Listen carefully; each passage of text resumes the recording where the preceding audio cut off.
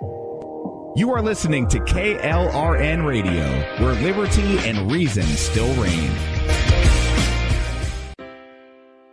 Most writers and radio show hosts know that to connect with your fans, you need to do more than just write books or record the latest podcasts. There are many different elements that go into forming an online platform, but there are also many hidden traps. To make matters worse, solid advice on how to survive the muddy waters is scarce. In the book Hidden Traps, I talk about some of the important issues of working with an online platform, highlighting traps that could put your physical or internet security at risk or be harmful to your reputation. Are your social media posts just links with a few disjointed words, making you look like someone who can't complete a sentence? Did your new website cost you more than you anticipated? Are you leaking your personal contact details across the web without even knowing it? Then you need Hidden Traps. Hidden Traps is now available in paperback and ebook from a variety of retailers, including Amazon, Barnes & Noble, and Kobo. Visit blackwolfpublications.com for more details. Do you need a car? Been shopping only to be turned down because of bad credit, low credit, no credit, bankruptcy, or divorce? Guess what? Today's your lucky day, because now you can buy a car, truck, or SUV, just about any vehicle. It's true. Bad credit doesn't matter. No credit doesn't matter. Bankruptcy or divorce, it just doesn't matter. As a matter of fact, your job is your ticket to your new vehicle. We're Auto Credit Express, and we've helped thousands of people just like you. Antonio H. told us, great company, got me connected, and the day I went in, I drove off in the car I wanted. 100% worth your time. Need a car? Get started now and drive off as early as today. Just text FINANCE, F-I-N-A-N-C-E, to 357-911 right now to get started. That's FINANCE, F-I-N-A-N-C-E, to 357-911. Auto financing the easy way. Text FINANCE to 357-911. KLRN Radio has advertising rates available. We have rates to fit almost any budget. Contact us at advertising@klrnradio.com.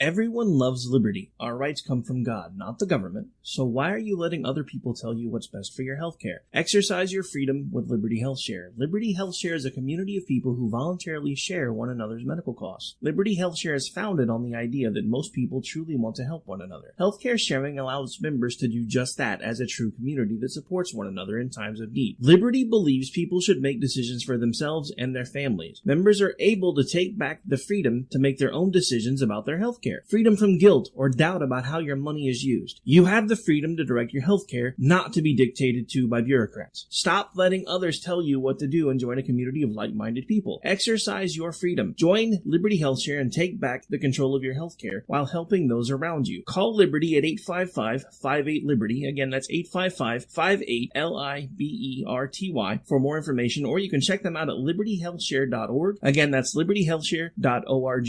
My son was in the Army back during Desert Storm, but even then he wanted an MBA. He looked at a dozen schools, but only one offered the online education and flexibility he needed while he was in a tent in Iraq. Grantham University. Turns out that Grantham's been delivering affordable, relevant college and advanced degrees for over 65 years. Heck, if they can deliver a quality education to a soldier in a tent overseas, think about the flexibility Grantham can offer you so you can earn your degree too. It doesn't matter how complicated or full your life is. If getting a degree is on your bucket list, you'll want to do what my son did. You'll want to call Grantham. Find out how easy it is to get started on your education so you can check that college degree off your bucket list. Call Grantham right now. 800-910-1370. That's 800-910-1370. Flexible, affordable, relevant. Call 800-910-1370. At St. Jude, a family never sees a bill at all. It's like the world has been lifted off of your shoulders. St. Jude Children's Research Hospital. Finding cures, saving children. Learn more at stjude.org. Sometimes writers feel lost, unsure why a passage may not be working. It's takes another set of eyes to help us nurture our writing into full maturity. At Black Wolf Editorial Services, we strive to enable writers to develop and grow, offering manuscript critiques and line edits through a mentoring editorial style. We also offer assistance on generating a writer's bio for your websites. Black Wolf Editorial Services, nurturing your writing into maturity. For a full list of services, visit blackwolfeditorial.com. You're listening to the Spark Radio Network, internet radio like you've never heard before. Innovation, creativity, and imagination are all said to begin with a spark. So fasten your seatbelt and take the ride of your life and listen for the spark. You are listening to KLRN Radio, where liberty and reason still reign.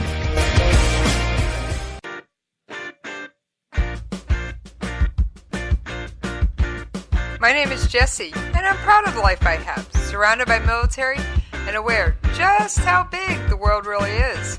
I have a unique perspective on life and the world around us.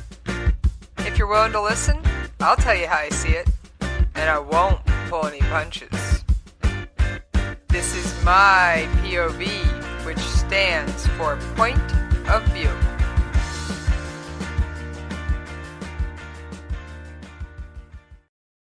Alright, it's Jessie. How's everybody doing out there tonight? Yes, I miss you when we're not talking. Alright, if you haven't guessed by the title, tonight's show is about John McCain. And I wanted to do this one because, well, not only do I cover probably most of the media, most of the military stuff on this show, I have been a fan of John McCain, and not necessarily his politics. I have been a fan of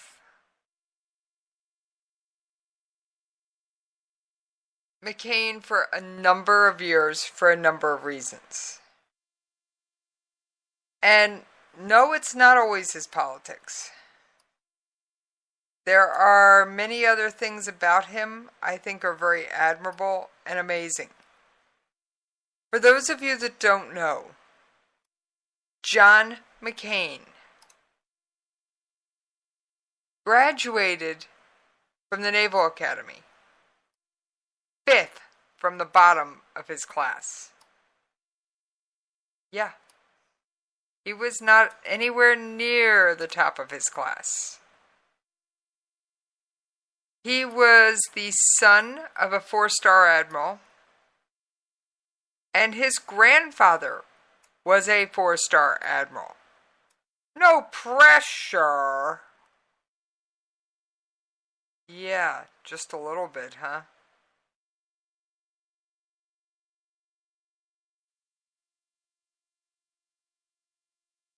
So, he was absolutely, in my mind, an American hero. And there's so many things I could tell you about him, because not only did I watch him on the news and on the Senate floor, I had the honor on 2 occasions to meet this man. And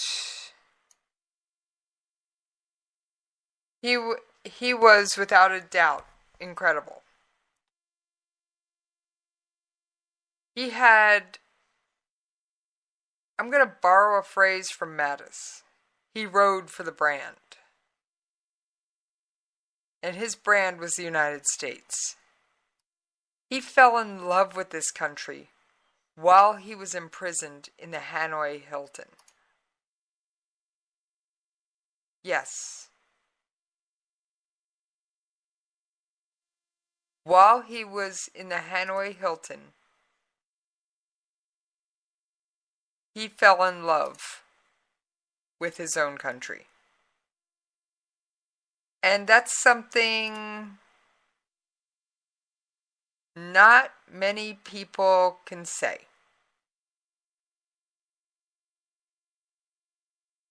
He was called a maverick in the Senate because he didn't always vote 100% of the time with his party.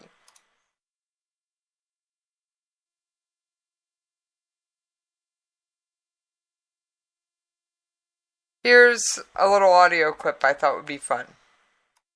The experience, McCain has said, changed him from a rebel without a cause to a maverick on a mission. You're powerless. You're at the mercy of your captor. And the only thing you hold on to is your ability to be faithful to your country. After 5.5 years, McCain was sent home in March of 1973. His time as a POW, he says, made him appreciate that America's freedom was an honor, and that with honor comes obligation. He retired from the Navy in 1981 and won a seat in Congress the following year. He couldn't serve in the military anymore, so he went into politics. As a member of the House and then the Senate, he's been a champion of veterans. Someone who always had the backs of the men and women of the U.S. military, no matter what. And when President Bill Clinton called for normalizing relations with Vietnam, McCain became a leader in the charge. One of the two key people, John Kerry, was the other one. He's made 22 trips to Vietnam. We had to chase down every lead with respect to the potential that in America was still being held.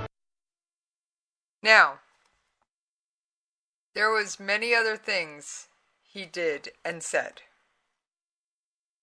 And I put together this little mashup of some of my favorite John McCain statements. They're in no particular order. I will warn you, I did not get to spend as much time with this as I would have liked. It's a little over a minute.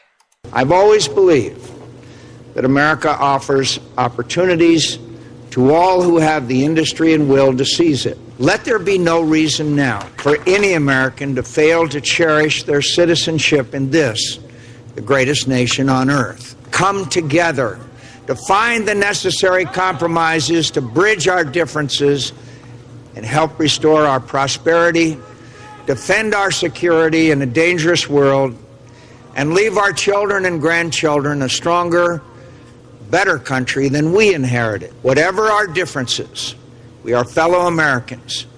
And please believe me when I say, no association has ever meant more to me than that. I'm especially grateful to my wife, Cindy, my children, my dear mother, and all my family, and to the many old and dear friends who have stood by my side. I have always been a fortunate man.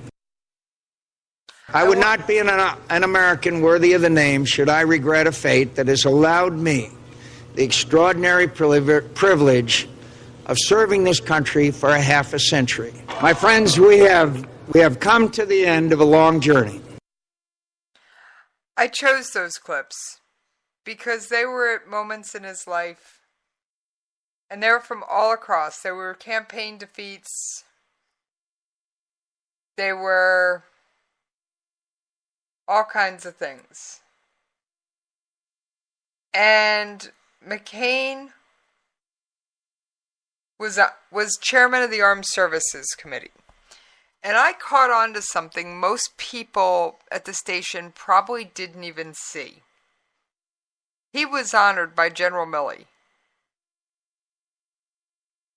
And this was before he left to go home and not return to the Senate.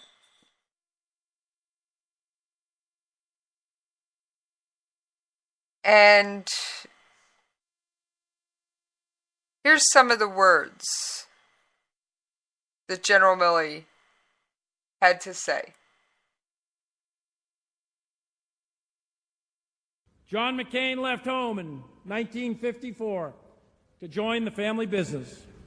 He left home to serve our nation, and he has not stopped since. At the Naval Academy, he freely admits to me that he enjoyed extracurricular activities as much as possible, and he graduated fifth from the bottom. But nevertheless, the Navy decided to take this risk taker and make him a naval aviator. Yes, he graduated 5th from the bottom. And he chose the Naval Academy Cemetery as his final resting place.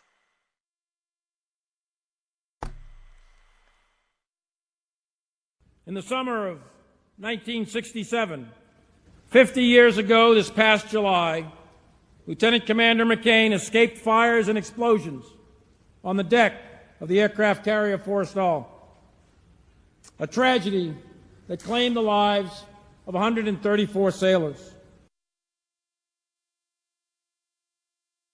And no, for those of you who are saying, but he started it, he didn't. That has been proven.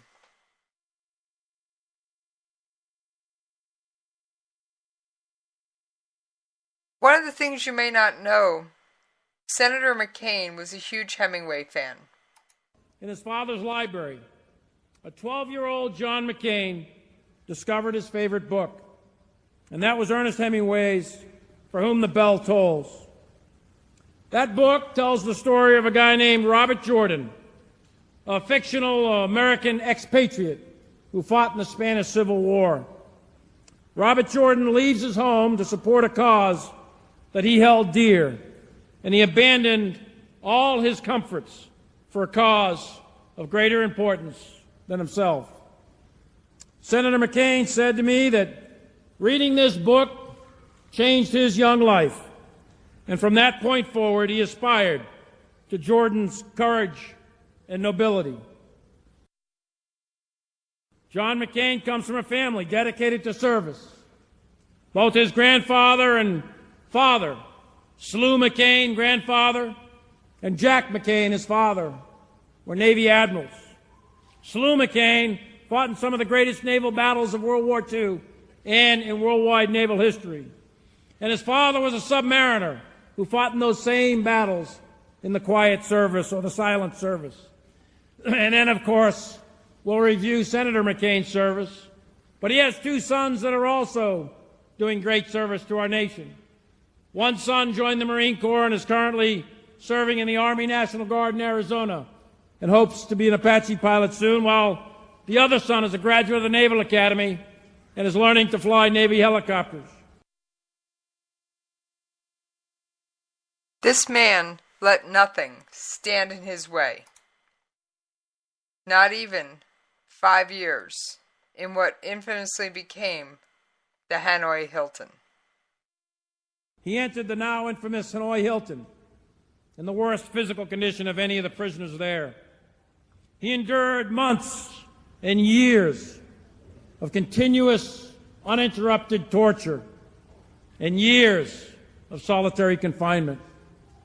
When given the opportunity to escape that hell and return to the comforts of home with an offer of an early release from the North Vietnamese, John McCain refused. He refused release prior to those who had been held longer than he, and he endured many years more of abuse and torture, but he kept faith. He kept faith with his fellow prisoners. He kept faith with the Navy. He kept faith with the United States of America. And upon his release in 1973, 5.5 years later, he continued to serve our nation in the Navy until he retired in 1981. That man did something I don't know if I could bring myself to do. He was brought in to a room for a meeting. His father had been put in charge, the admiral put in charge of the Asian theater. So the Viet Cong, or the Gooks as they were called, said, "Hey, we'll let you go. You go free." And he said no. How many of you out there could honestly? You've been tortured. You've been in isolation. You've had minimal contact with anyone. And those you did have contact with, it was through tapping on the wall of your cell.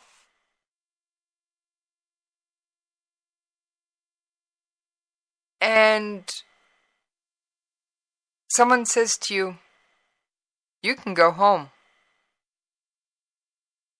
John McCain had the courage and the strength to say no. I don't know how many people would have done that.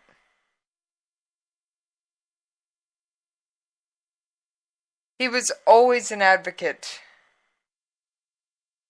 for the armed services. Senator McCain may have a Navy background, but he understands the contributions of all the services to the joint force. And he understands war. And he understands that winning in war requires soldiers and Marines to slug it out on the ground.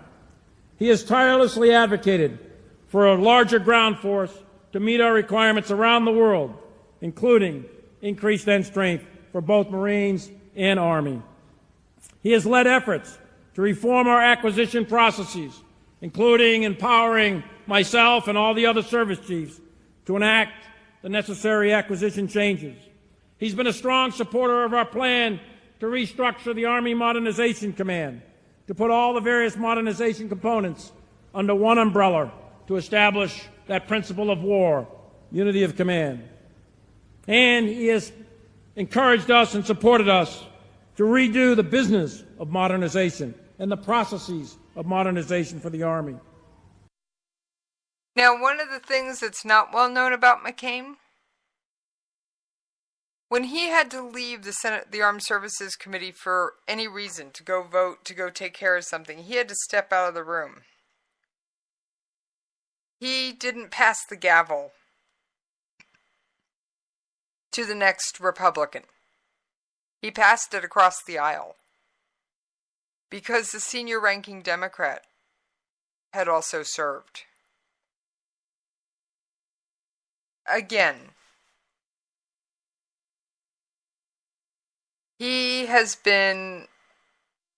a true American legend. He is a true American hero. I've got some of his words because I really want you to understand this man. I really want you to know what a maverick, what a rebel,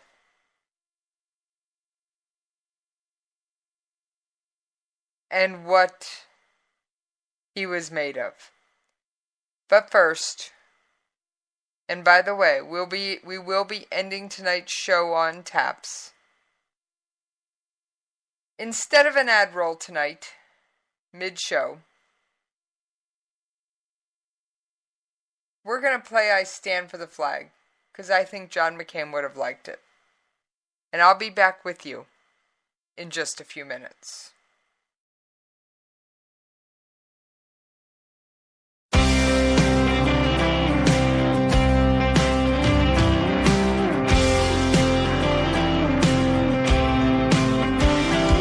I saw her flying there by the dawn's early light, a little tired, a little tore up, still hurting from the fight. And then it hit me, you ain't gotta pick a side. You can love your fellow man and still have pride. 'Cause we're all stitched together like the red, white, and blue. Might be a little bit different, but we're all the same too. 'Cause the stars and stripes are so much more than that old piece of cloth on your grandma's porch. It gave us that American dream to be anything that we want to be. It don't matter where you are, from a one-room church to an uptown bar. Don't care if you're black or white or who you love. I stand for the flag, and the flag stands for all of us. For the teachers of today, for the leaders of tomorrow, for long-haul driving truckers, rolling all night hauling cargo. The banker pays the farmer who feeds the factory working man, while a preacher talks to Jesus about his son in Afghanistan. We all need each other like an apple needs a pine. That's just another day in this American life. 'Cause the stars and stripes are so much more than that old piece of cloth on your grandma's porch. It gave us that American dream to be anything that we want to be. 'Cause it don't matter where you are, from a one-room church to an uptown bar. Don't care if you're black or white or who you love. I stand for the flag, and the flag stands for all of us.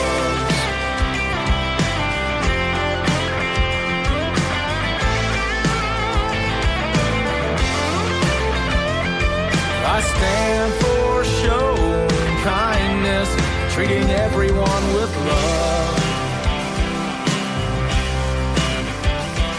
Be proud of who you are, and don't forget where you came from. 'Cause the stars and stripes mean so much more than that old piece of cloth on your grandma's porch. It gave us that American dream to be anything that we want to be. And it don't matter where you are, from a one-room church to an uptown bar. Don't care if you're black or white or who you love. I stand for the flag, and the flag damn sure stands for all of us.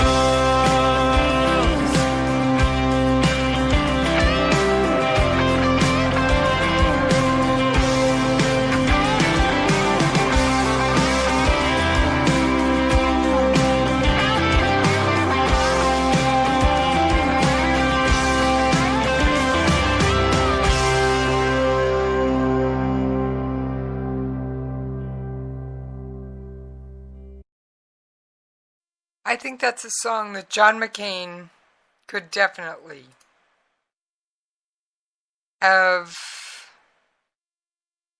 would have loved.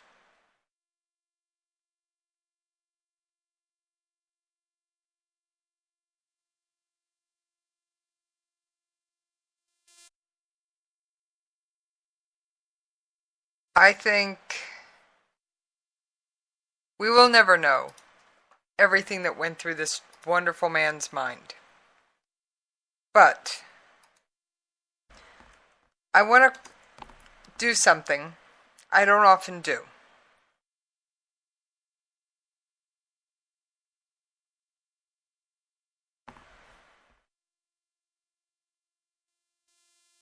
John McCain wrote a memoir. He's authored several books, honestly.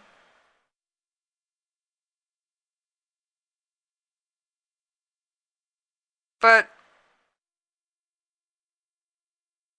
there's things that he put in here. I'm sure they weren't easy.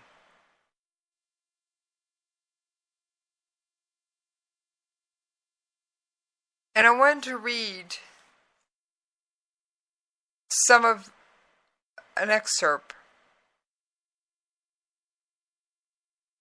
just a few brief passages, if you'll bear with me, about his time as a prisoner of war that he wrote. I knew I was hit. My A4, traveling at about 550 miles an hour, was violently spiraling to earth. In this predicament, a pilot's training takes over. I didn't feel fear or any more excitement than I had already experienced during my run. My adrenaline surged as I dodged SAMs and flak to reach the target. I didn't think, gee, I'm hit, what now? And I reacted automatically the moment I took the hit and saw that my wing was gone. I radioed I'm hit, reached up, and pulled the ejection seat handle.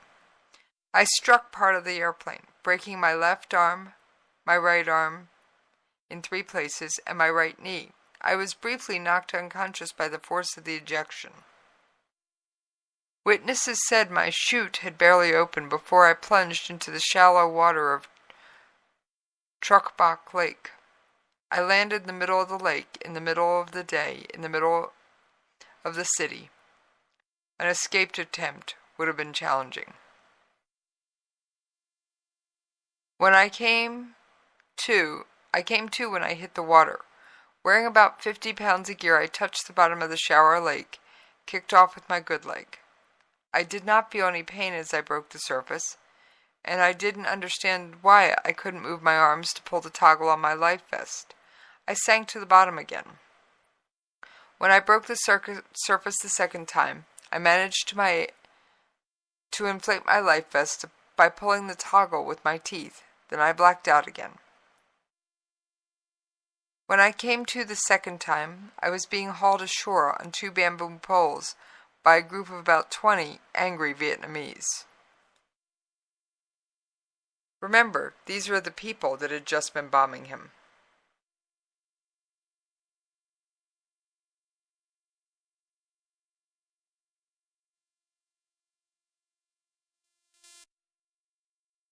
And there were so many things.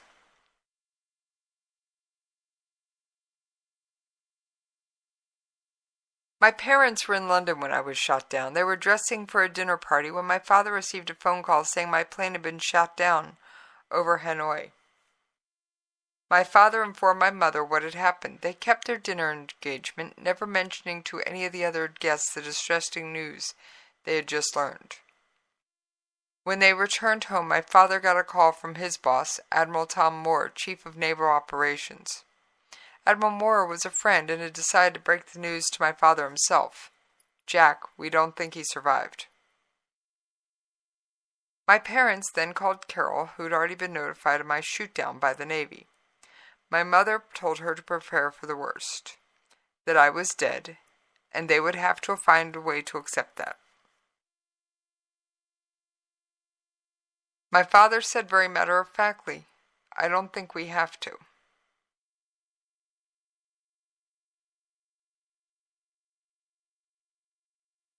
The next day, Johnny Appleseed wrote a story that appeared on the front page of the New York Times. Admiral McCain's son, Forrestal survivor, is missing in raid. I was moved by a stretcher to a hospital in central Hanoi. As I was moving again, I lapsed into unconsciousness.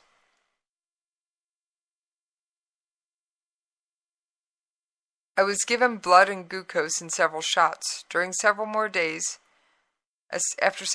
passed, during which I was frequently unconscious, I began to recover my wits. Other than the transfusion and shots, I received no treatment for my injuries. No one had even bothered to wash the grime off me. Once my condition had stabilized, my interrogators resumed their work. Demands for military information were accompanied by threats to terminate my medical treatment if I did not cooperate. Eventually, I gave them my ship's name and squadron number and confirmed my target had been the power plant. Pressed for more useful information, I gave them the names of the Green Bay Packers offensive line and said they were members of my squadron. When asked to identify future targets, I simply recited the names of a number of North Vietnamese cities that had already been bombed. I was beaten when I declined to give more information.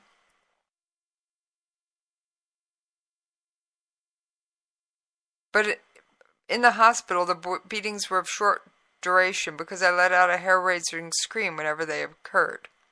The interrogators appeared concerned that hospital personnel might object. I also suspected that my treatment was less harsh than might be accorded others. This I attributed to my father's position and the propaganda value the Vietnamese placed on possessing me. Injured but alive. My suspicion was later confirmed when I heard other accounts of prisoners of war's experiences during their first interrogations. They had endured far worse than I had, and had withstood the cruelest torture imaginable.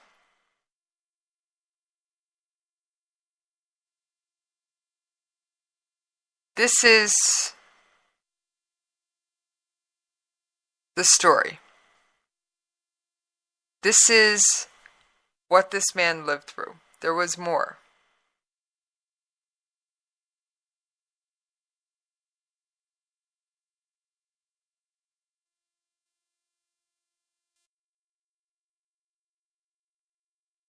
John McCain Put aside the politics.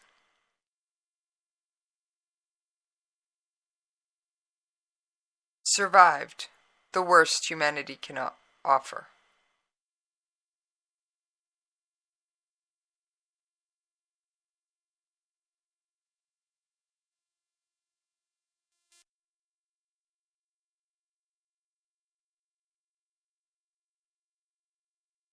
They tried to set his right arm without the benefit of anesthesia, trying to set the 3 fractures. Blessedly, the pain at its most acute rendered me unconscious. Finally abandoning the effort, they slapped a large, heavy chest cast on me, an act I can hardly credit as considerate on the part of my captors. The cast did not have a cotton lining, and the plaster painfully rubbed against my skin. Over time, it wore 2 holes in the back of my arm down to the bone. My other arm was left untreated. Exhausted and encased from my waist to my neck in a wet plaster cast, I was rolled into a large, clean room and placed in a nice white bed. The room contained 6 beds, each protected by a mosquito net. I asked if this was to be my new room and was told it was. A few minutes later, a Vietnamese officer, a major, paid me a visit, accompanied by Chihuahua. I'm going to say Chihuahua, but I know it's not right. He was the commandant of the entire prison system. A dapper, educated man whom the POWs named the Cat. The Cat informed me that the Frenchman would arrive shortly with a television journalist. I should tell him everything I had told my interrogators. Surprised, I told the Cat I didn't want to be filmed. You need 2 operations on your leg, and if you don't talk to him, then we'll take your cast off and you won't get any operations. You will say you are grateful to the Vietnamese people and that you are sorry for your crimes, or we will send you back to the camp. I assured him I would say nothing of the kind, but believing that the Cat would send me back to How Low, and worried that I could not endure the truck ride back, I agreed to see the Frenchman. A few minutes later, Francois Chalet entered the room with 2 cameramen. He questioned me for several minutes, asking about my shoot-down, my squadron, the nature of my injuries, and my father. I repeated the same information about my ship and squadron, and told him I was being treated well by the doctors who had promised to operate on my leg. Off camera, the Cat and Chihuahua were visibly displeased with my answers. Chihuahua demanded I say more. I have no more to say about it, I replied. Both Vietnamese insisted I express gratitude for the lenient and humane treatment I had received. When they pressed me, Chalet said, I think what he told me is sufficient. Chalet then inquired about the quality of the food I was getting. I responded, it's not like Paris, but I eat it. Finally, Chalet asked if I had a message for my family. I would just like to tell my wife that I'm going to get well. I love her and hope to see her soon. I'd appreciate it if you'd tell her that. That's all I have to say. Chihuahua told me to say that I could receive letters and pictures from home. No, I replied. A visibly agitated Cat demanded that I say it on camera. Say on camera how much I wanted the war to end so I could go home. Again, Chalet stepped in to help me, saying that very firmly he was satisfied with my answer and that the interview was over. I appreciated his help. Although I had resisted giving my interrogators any useful information and greatly irritated the Cat by refusing his demands during the interview, I should not have given information about my ship and squadron, and I regret very much having done so. The information was of no real use to the Vietnamese, but the Code of Conduct for American prisoners is to refrain from providing any information beyond our name, rank, and serial number.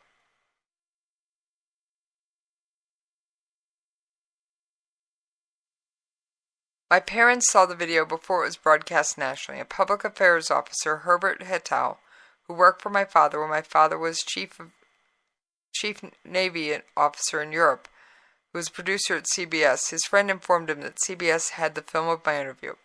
He offered to screen it for my parents. That's how my parents were in New York at the time. My father was scheduled to give a speech on the emerging strengths of the Soviet Navy to the prestigious Overseas Plus Cup. It was an important, much-anticipated speech that he'd been preparing for weeks. Petu viewed the film and decided not to show it to my father before he delivered his speech, fearing it would uncork him. Instead, he persuaded his friends at CBS to hold the film until the morning, when my parents could view it. He then contacted my father's personal aide. After the speech, get with the Admiral and tell him about this film. They're going to hold it. We'll take him over to CBS tomorrow. I'm sure he'll want to see it. So at least the family was able to see it. In this day and age, it would have been all over social media, and I have no idea what would have happened. Let's go back to some audio. I'm sure you're tired of hearing me read. Here's some of the wisdom that I feel John McCain has dispensed on the Senate floor. I had so many people say such nice things about me recently that I think some of you must have me confused with someone else. I appreciate it, though, every word, even if much of it isn't deserved. I'll be here for a few days. I hope managing the floor debate on the defense authorization bill, which I'm proud to say is again a product of bipartisan cooperation and trust among the members of the Senate Armed Services Committee. After that, I'm going home for a while to treat my illness. I have every intention of returning here and giving many of you cause to regret all the nice things you said about me. And I hope to impress on you again that it is an honor to serve the American people in your company. Thank you, fellow senators. Mr. President. He never did return to the Senate floor, although he thought about it. Here's a few other comments from the Senate floor. I've been a member of the United States Senate for 30 years. I had another long, if not as long, career before I arrived here, another profession that was profoundly rewarding, and in which I had experiences and friendships that I revere. But make no mistake, my service here is the most important job I've had in my life. And I'm so grateful to the people of Arizona for the privilege, for the honor of serving here and the opportunities it gives me to play a small role in the history of the country that I love.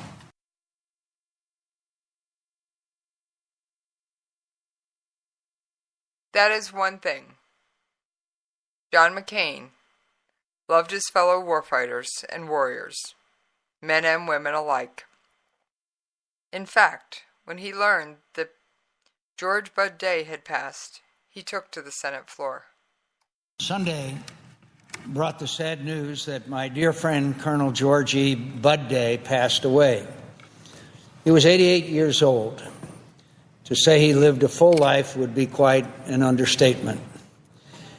His was filled with so many extraordinary experiences, adventures, challenges, accomplishments, and with such love, compassion, and courage that it could have supplied enough experiences, excitement, and satisfaction for 10 lifetimes. Bud Day had been one of those in the Hanoi Hilton who had cared for him. North Vietnam. In 1967, then Major Bud Day commanded a squadron of F-100s that served as forward air controllers over North Vietnam and Laos. They were called the Misties, named for Bud's favorite song. Theirs was probably the most dangerous combat duty in the Air Force, and they suffered high casualties. On August 26, Bud Day was one of those casualties.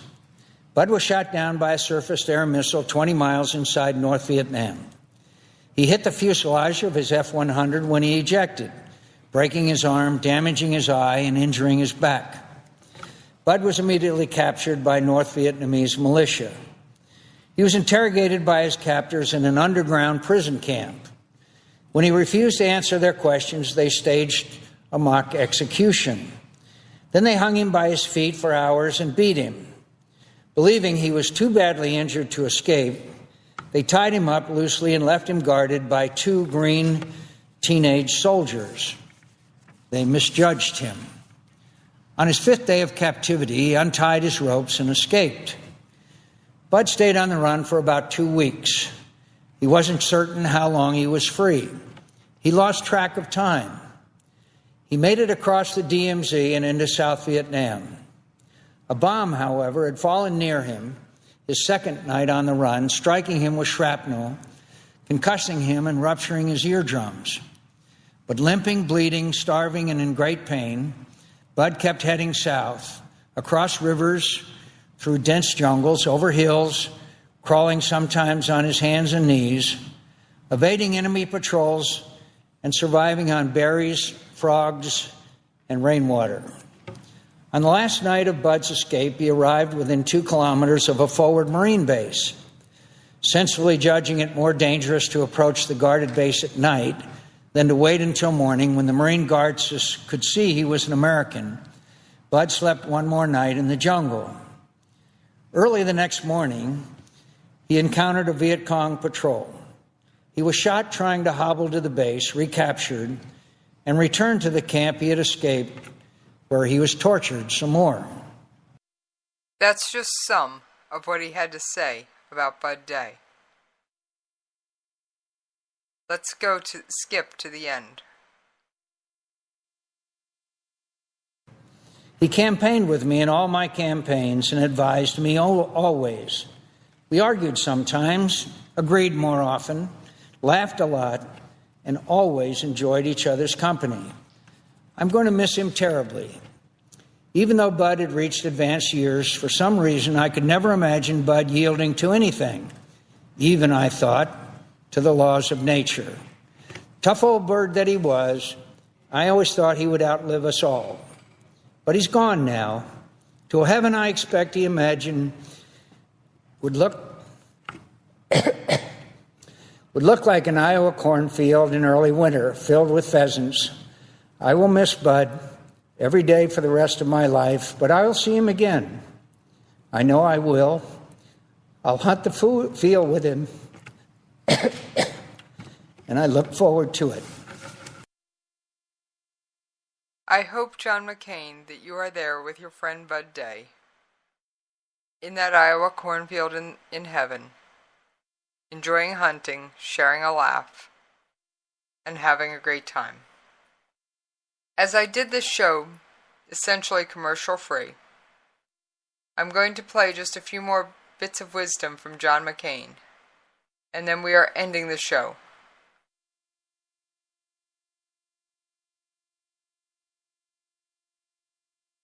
I've known and admired men and women in the Senate who played much more than a small role in our history, true statesmen, giants of American politics. They come from both parties and from various backgrounds. Their ambitions were frequently in conflict. They held different views on the issues of the day, and they often had very serious disagreements about how best to serve the national interest. But they knew that however sharp and heartfelt their disputes, however keen their ambitions, they had an obligation to work collaboratively to ensure the Senate discharged its constitutional responsibilities effectively. Our responsibilities are important, vitally important to the continued success of our republic, and our arcane rules and customs are deliberately intended to require broad cooperation to function well at all. The most revered members of this institution accepted the necessity of compromise in order to make incremental progress on solving America's problems and defend her from her adversaries. That principled mindset and the service of our predecessors who possessed it come to mind when I hear the Senate referred to as the world's greatest deliberative body. I'm not sure we can claim that distinction with a straight face today.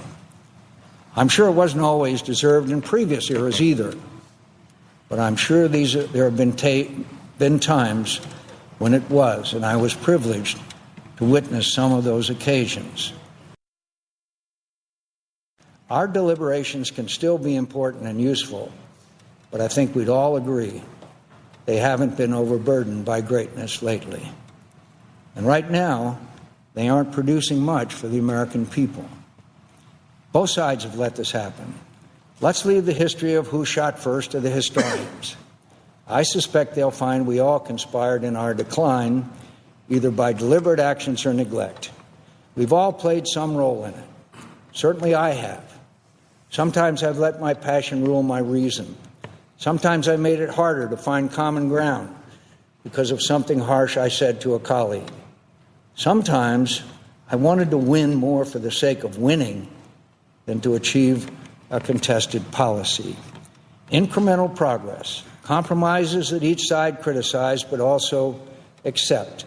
Just plain muddling through to chip away at problems and keep our enemies from doing their worst isn't glamorous or exciting.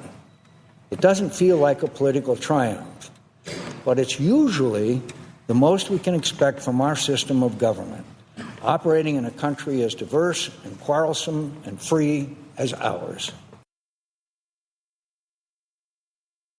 Why don't we try the old way of legislating in the Senate? The way our rules and customs encourage us to act. If this process ends in failure, which seems likely, then let's return to regular order. Considering the injustice and cruelties inflicted by autocratic governments and how corruptible human nature can be, the problem solving our system does make possible the fitful progress it produces and the liberty and justice it preserves is a magnificent achievement. Our system doesn't depend on our nobility.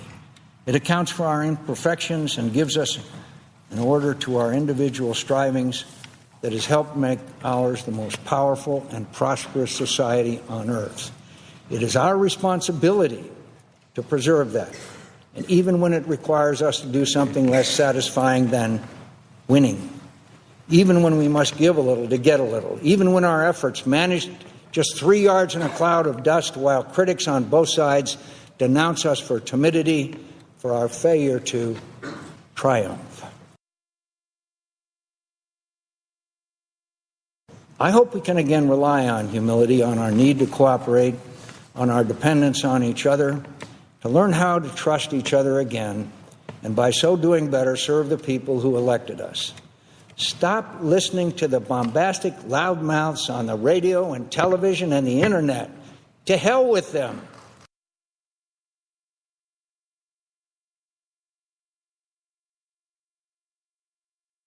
The success of the Senate is important to the continued success of America. This country, this big, boisterous, brawling, intemperate, restless, striving, daring, beautiful, bountiful, brave, good, and magnificent country needs us to help it thrive.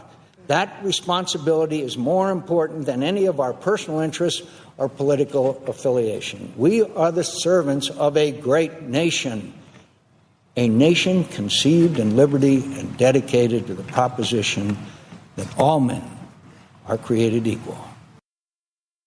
And I'm going to leave you with those words from John McCain. Sir, it was an honor to meet you the couple of times I did. You made me feel special. You made me feel like there was no one else more important than I for those few moments. Shaking your hand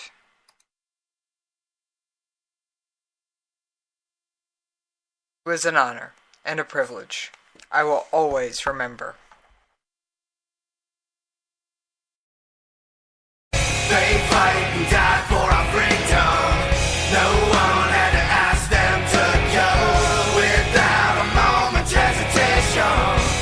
For the red, white, and blue. I'm not going to give my social media information. Instead, you know where to find me. In honor of John McCain, for all that you've done, for all that you sacrificed for this great nation, and for all your attempts to return us to sanity and civility, I honor you tonight.